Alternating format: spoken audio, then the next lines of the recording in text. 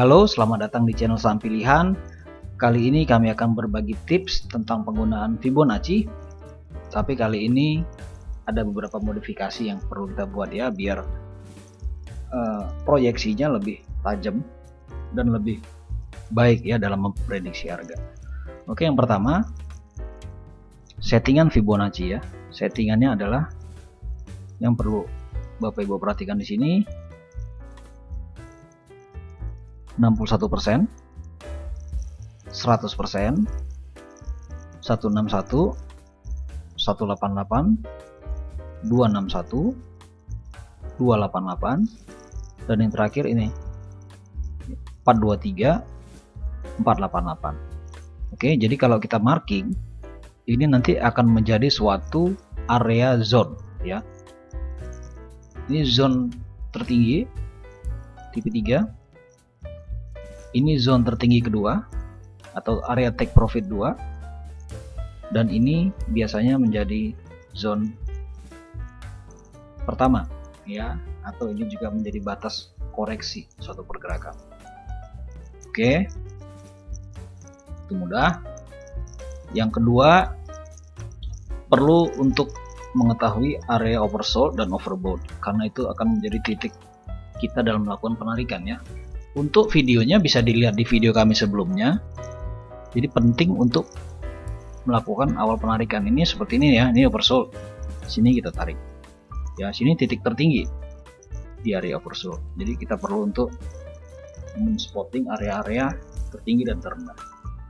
Oke, dan satu lagi yang paling penting adalah menarik posisi candlenya gitu ya. Jadi kan banyak orang yang menarik Fibonacci itu pada saat harga break MA20 ditarik seperti ini. Tapi kalau kita enggak, memang dihitung berdasarkan candle tertinggi dan koreksinya. Cara menariknya seperti ini teman-teman. Kita mau mengukur proyeksi ke bawah ya. Yang pertama kita cari body tertinggi candle bullish. Cari dulu sini ya. Kita marking body tertinggi candle bullish. Body ya. Nih. Oke, lalu kita cari di sebelah kirinya candle koreksi yang paling rendah. Oke, candle koreksi ya, karena ini bullish jadi otomatis yang dicari candle bearish ya, candle koreksi yang paling rendah. Sini dapat gitu. Kenapa bukan ini? Kenapa harus ini? Karena candle di sini ini bukan dianggap koreksi karena dia satu level dengan candle bullish ini.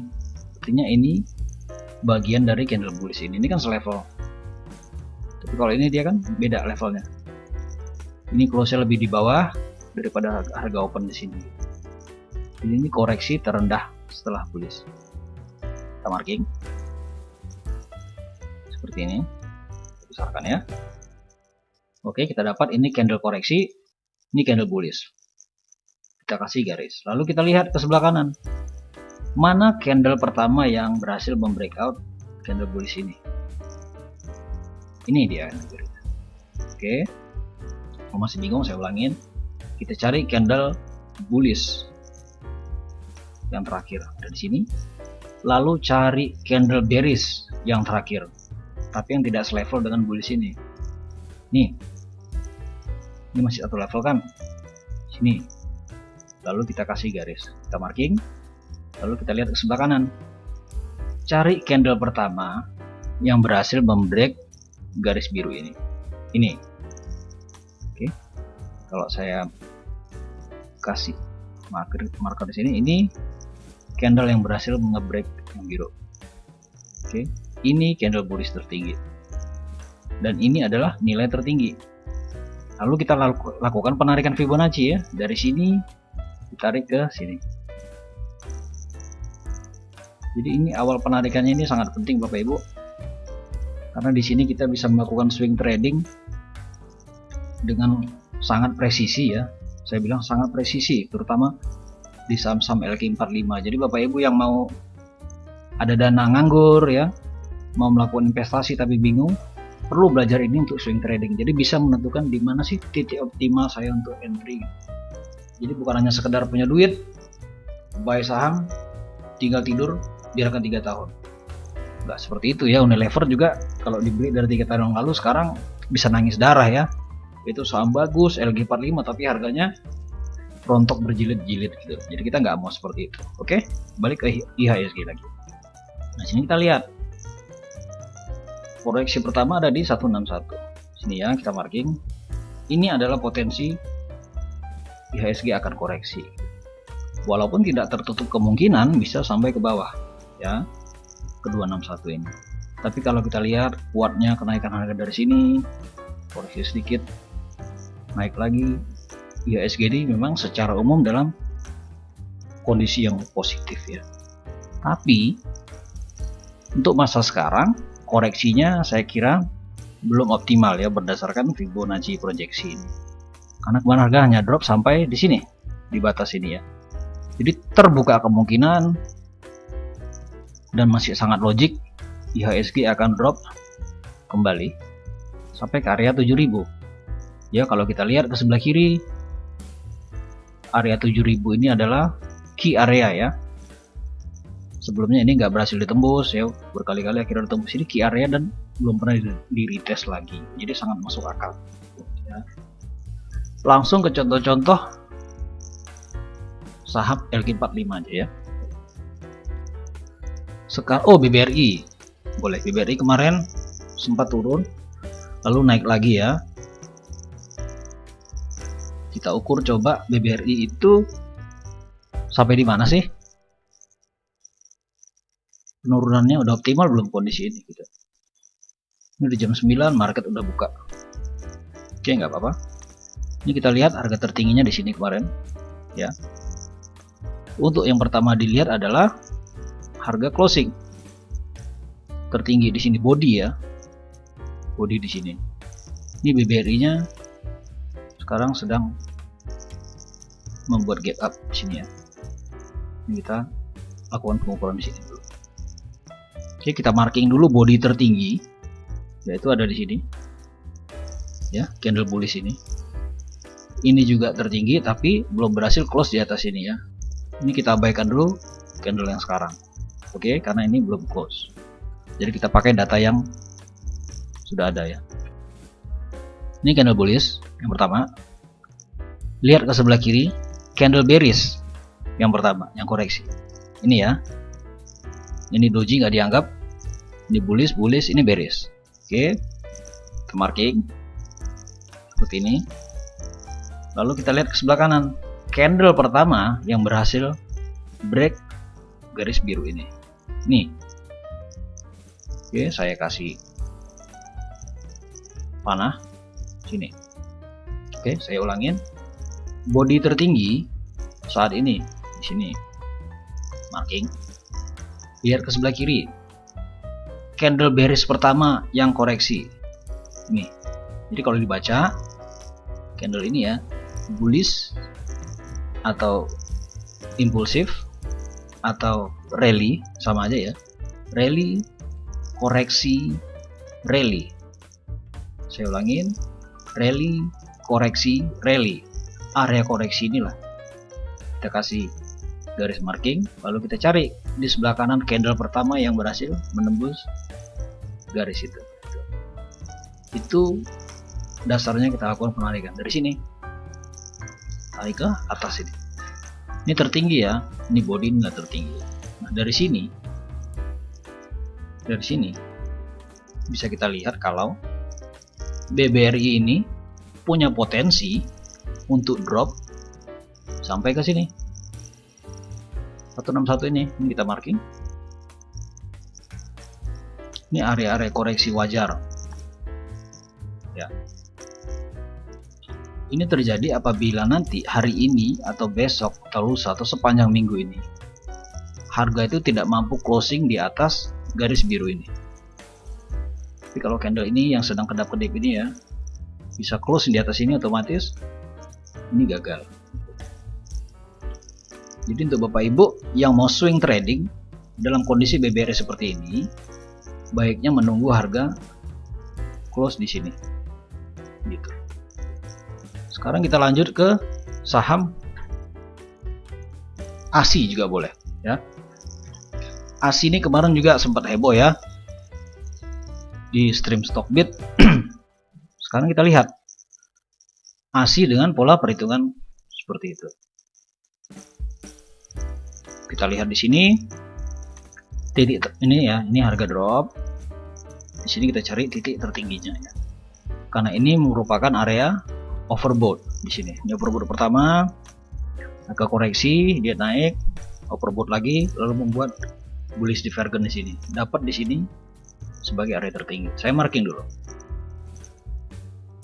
Bentar ya. Oke.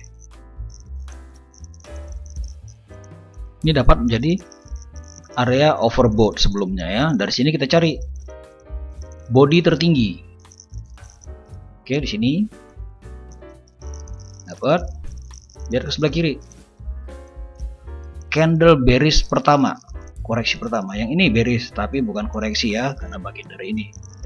Ini bearish, bukan koreksi juga, karena masih bagian dari body ini. Nah, ini bearish. Ya kan? Ini harganya tidak di dalam sini lagi, tapi dari ke bawah gitu. Di candle ini kita marking seperti ini ya, ini saya buang. Oke, kita dapat garis bawah, batas atas. Lalu kita cari candle pertama yang berhasil close di bawah garis biru. Ini dapat ya. Lalu kita lakukan penarikan dari sini ke harga tertinggi di sini. Tapi karena ada yang lebih tinggi lagi harga, kalau body marking duluan ya. Ini harga tertinggi di sini, jadi ditarik dari sini ke tertinggi. Yang paling penting itu mencari candle yang ini, Bapak Ibu. Kalau di sini ini dia ikut yang tertinggi. Nah, ini kan body ya, ini tertinggi nilainya. Oke, dapat seperti ini. Sebentar, tetap oke. Oke, sekarang amati level pertama 161. Harga pertama pasti pantul di sini. Lihat. Harga drop lalu naik. Lalu harga tidak berhasil membuat higher high ya. Sini ya. Terjadi reject. Di sini terjadi perlawanan lagi, nampak ya betapa pentingnya level 161 ini. Lalu harga drop lagi ke 261. Jadi sangat presisi ya Bapak Ibu proyeksinya, tapi teknik menariknya menarik levelnya seperti ini tadi. Dia harus konsisten. Dan yang ketiga, ini level terjauh ASI sebenarnya Bapak Ibu. Ini ya, kita lihat 161 tembus di sini ya. Berarti ada potensi untuk menembus level selanjutnya 261. Sini 261 tembus. Berarti ada potensi untuk menembus level selanjutnya 423. Menariknya sekarang 423 tembus. Berarti dia ada potensi untuk drop lagi. Ini kan membuat orang takut jadinya. 423 tadi katanya yang paling tinggi gitu. Tapi tembus. Lalu dia mau lari kemana lagi? Nah, di sini triknya Bapak Ibu. Ini saya delete dulu. Bentar ya. Delete. Ini saya delete. Ini saya biarkan. Ini tadi 423 harian ya. Sekarang kita kasih grup deh.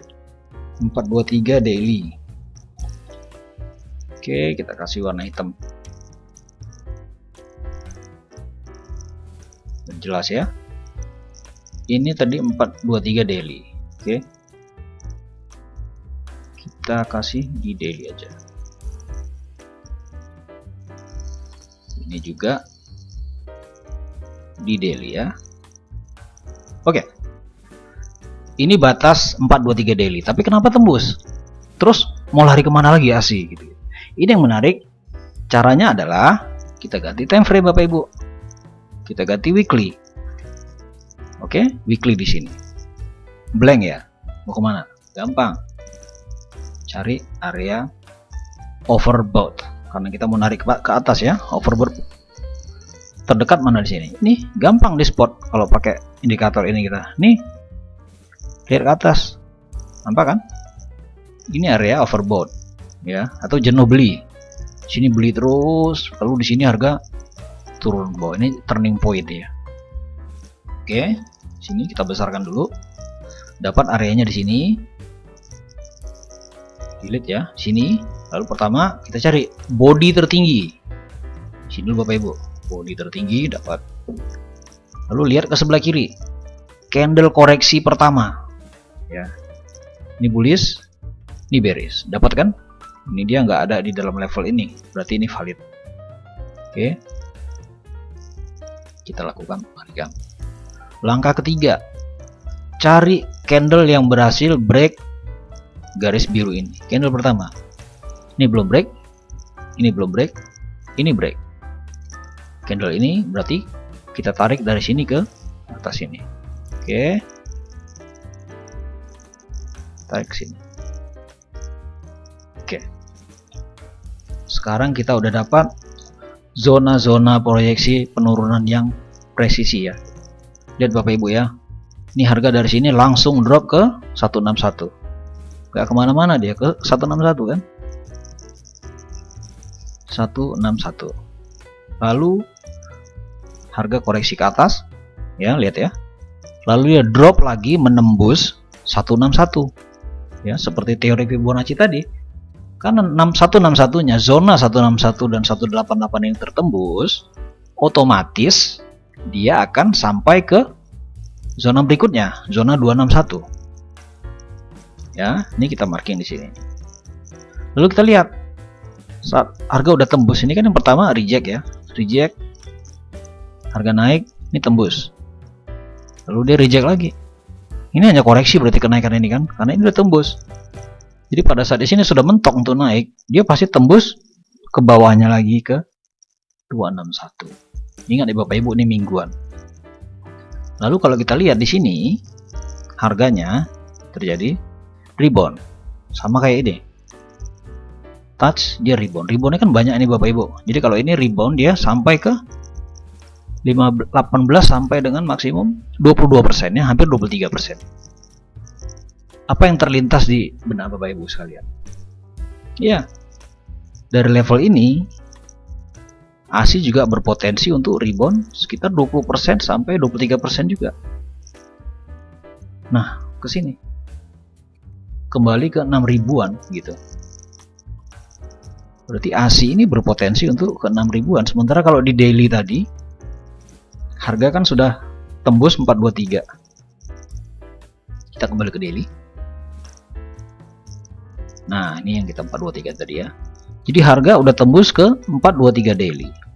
Ya, lalu kita takut kan? Khawatir gitu ya. Mana sih bottomnya? Mana sih bawahnya gitu.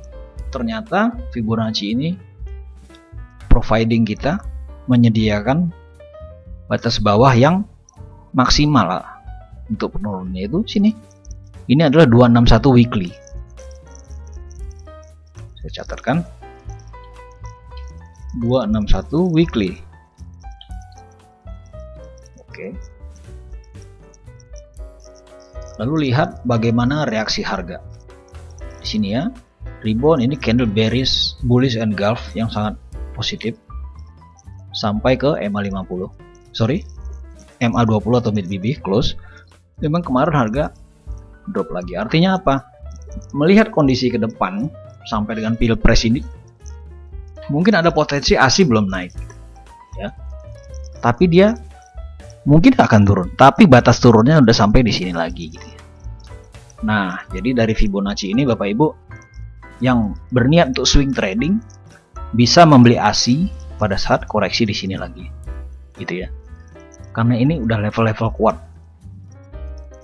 Andai kata ketarik juga drawdownnya udah nggak banyak gitu ya, karena ini ada level 261 weekly. Dan harga itu berpotensi untuk kembali ke 423 daily ini. Sini 10 sampai ke 14% ya. Apalagi kalau kita lihat overbought oversold, daily ini udah oversold sekali ya. Gitu. Oke Bapak Ibu, yang penting itu Bapak Ibu udah bisa menentukan letak penarikan dari Fibonacci itu ya. Itu yang penting gitu. Dan kedua, settingan Fibonacci-nya agak beda dengan yang umum gitu. Nanti saya sertakan di deskripsi. Oke, Segitu dulu yang bisa disampaikan. Terima kasih atas perhatiannya. Salam sehat selalu, salam cuan.